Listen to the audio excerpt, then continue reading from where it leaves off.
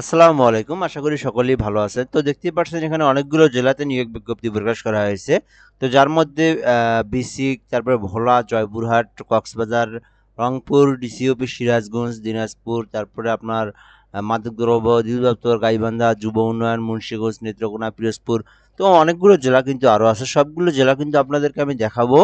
তো তার আগে আমি একটা জিনিস দেখাবো, যেটা হচ্ছে কক্সবাজারের ভিডিওটা। সেই কক্সবাজারের যে নিয়োগটা প্রকাশ করা হয়েছে জেলা প্রশাসক পদে, তো সেটা আমি দেখাবো এখন এখানে। তো ইউনিয়ন পরিষদ সচিব, জেলা প্রশাসক পদের জেলা প্রশাসক থেকে ইউনিয়ন পরিষদের জন্য যে নিয়োগ বিজ্ঞপ্তিটা, সেটা কিন্তু প্রকাশ করা হয়েছে ৯টি পদ।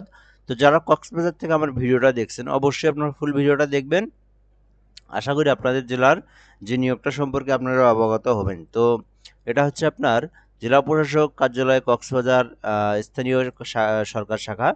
তো স্থানীয় সরকার, পল্লী উন্নয়ন ও সমবায় মন্ত্রণালয়ের অধীনে স্থানীয় সরকার বিভাগ, ইউনিয়ন পরিষদ ২ শাখার ৩০ মার্চ ২০২৩ তারিখে স্মারক নঙের পত্রের পরিপ্রেক্ষিতে কক্সবাজার জেলার ইউনিয়ন পরিষদ সচিব এর ৯টি শূন্যপদ পূরণের জন্য জাতীয় বেতন স্কেল ২০১৫ মোতাবেক অস্থায়ী ভিত্তিতে জনবল নিয়োগের নিমিত্তে কক্সবাজার জেলার স্থায়ী বাসিন্দাদের নিকট হতে দরখাস্তের জন্য আহ্বান করা যাচ্ছে। তো বিষয়টা আমি সুন্দরভাবে আলোচনা করব বিষয়টা নিয়ে, এবং কোন কোন জেলাতে নিয়োগ বিজ্ঞপ্তি প্রকাশ হয়েছে জেলা প্রশাসক পদে, সব কিছু ডিটেলস থেকে আমি আলোচনা করব। এই জন্য আপনাকে অবশ্যই আমার চ্যানেলটাতে সাবস্ক্রাইব করে রাখতে হবে।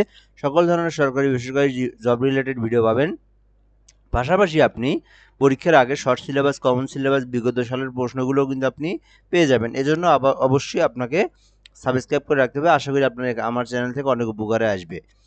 তো এখানে ইউনিয়ন পরিষদ যেটা, সেটাতে ৯টি পদ। জাতীয় বেতন স্কেল ২০১৫ অনুযায়ী বেতন ধরা হবে, যেটা ইউনিয়ন পরিষদ থেকে ২৫% দেওয়া হবে এবং বাকি ৭৫% সরকার থেকে বহন করা হবে। এটাতে আবেদন করার জন্য যে যোগ্যতাটা আছে, সেটা হচ্ছে কোনো স্বীকৃত বিশ্ববিদ্যালয় হতে অনন্য দ্বিতীয় বিভাগ অথবা সমমানের সিজিপিএতে স্নাতক বা সমমানের ডিগ্রি হলে কিন্তু আপনি আবেদন করতে পারবেন।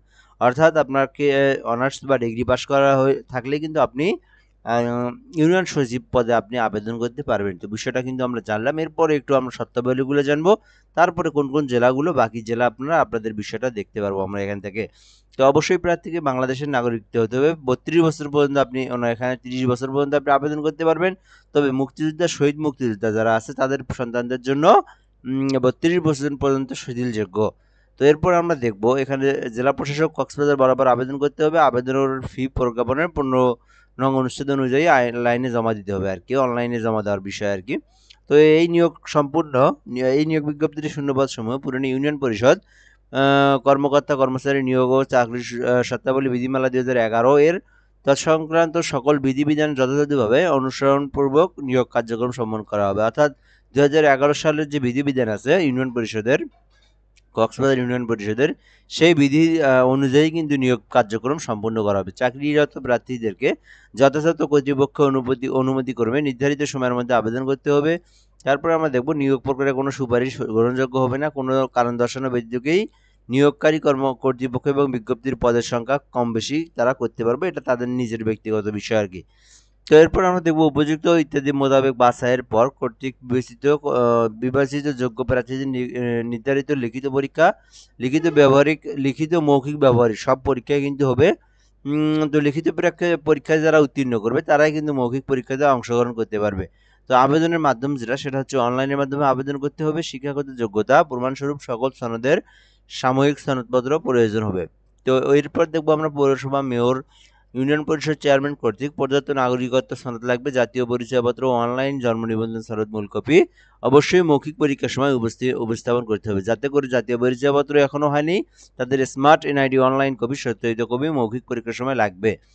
তো এরপরে দেখবো দ্বিতীয় পাতায় যেগুলো আছে, সেগুলো হচ্ছে প্রার্থীর এটা হচ্ছে আপনার মুক্তিযোদ্ধা, বীর মুক্তিযোদ্ধা, পুত্র কন্যা, কন্যা সন্তান, তাদের জন্য বিষয়টা। যাই হোক, তাদের বিষয়টা যেহেতু এই সংখ্যাটা কম, তো সেই হিসেবে এটা আমি স্ক্রল করে আমি উপরের দিকে আসলাম। তো এগুলো আপনারা দেখে নিন। এগুলো হচ্ছে আপনার নিয়ম নীতিমালা। তো আমি এখান থেকে জাস্ট খালি আবেদনের প্রসেসটা দেখে দিচ্ছি, আপনি আবেদন করবেন কিভাবে। তো আপনি আবেদন করার জন্য আপনার কাছে যদি পিসি, ল্যাপটপ, কম্পিউটার যে কোনো একটা কিছু থাকে, আপনি কিন্তু dccox.teletalk.com এই ওয়েবসাইট থেকে কিন্তু আপনি আবেদনের যে স্পেস আছে সেই স্পেস কিন্তু আপনি ওয়েবসাইটে পাবেন।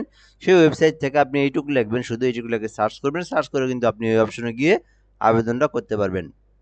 তো আবেদনে আপনার নাম, আপনার পিতার নাম, মাতার নাম ইত্যাদি এগুলো বাংলা ইংরেজিতে দেওয়ার পরে, জন্ম তারিখ দেওয়ার পরে, আপনার এখান থেকে এনআইডি কার্ডটা দেওয়ার পরে এনআইডি কার্ডটা দিবেন, মোবাইল নাম্বার, ইমেইল দিবেন, দেওয়ার পরে ঠিকানা পার্মানেন্ট এবং প্রেজেন্ট দুইটা ঠিকানাই দিবেন। তারপরে এইচএসসি তথ্যটা দিবেন, দেওয়ার পরে আপনি 300/80 পিক্সেল একটা স্বাক্ষর ক্রপ করে কেটে নেবেন ফটোশপের মাধ্যমে। 300/300 পিক্সেলের একটা ছবি আপনি ক্রপ করে কেটে নেবেন।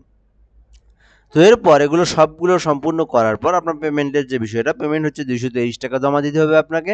তো পেমেন্টটা আপনি জমা দেবেন কিভাবে? আপনি যে আবেদন করার সময় আবেদন করার পর যে পিডিএফটা আছে অ্যাপ্লিকেশন কপি, সেটা কিন্তু আপনার কাছে পাবেন। সেই ওখান থেকে একটা ইউজার কোড আছে উপরেই।